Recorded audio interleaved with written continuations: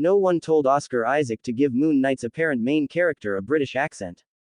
But when audiences meet Stephen Grant in episode 1 of the new Marvel show, he's speaking in a questionable cockney dialect. So what gives? In interviews, Isaac says he made the decision because he wanted to inject the Marvel Cinematic Universe with something new, citing Peter Sellers, Russell Brand, and Carl Pilkington as his inspiration.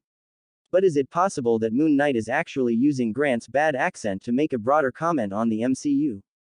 Let's take a closer look. There are a few different explanations, though the most obvious seems to be simply because Oscar Isaac wanted it. However, from an in-universe perspective, it's possible to explain this weirdness fairly easily. In the comics, Mark Spector, Moon Knight, uses several alter egos in his crime-fighting efforts. There's Jake Lockley, a streetwise cab driver, and Stephen Grant, a high-society millionaire. But what starts as simple disguises become distinct personalities as Spector loses control of his own psyche due to either dissociative identity disorder or sci-fi magic, depending on who's writing the comics. Notably, the comic book version of Stephen Grant is not British, but in the Moon Knight show, he is. As soon becomes clear, Grant is not the original persona inhabiting his own body, that honor belongs to Mark Spector. That's likely why Grant's English accent sounds weird, because he's supposed to be an American pretending to be British. But perhaps that's not the only reason.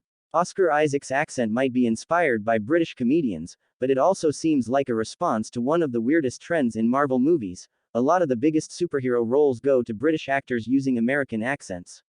Out of the 3 Peter Parkers in Spider-Man No Way Home, 2 were British: Tom Holland and Andrew Garfield, in case you were curious, not to mention Benedict Cumberbatch as Doctor Strange. This isn't limited to Marvel either.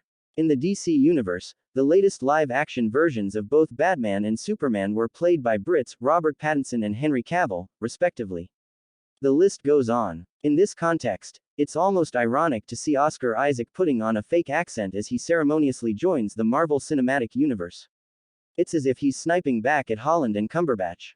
Then again, if Marvel really wants to reverse this trend, maybe the studio should try it with a character who's actually meant to be British. Is it too late to cast Ben Affleck as Captain Britain?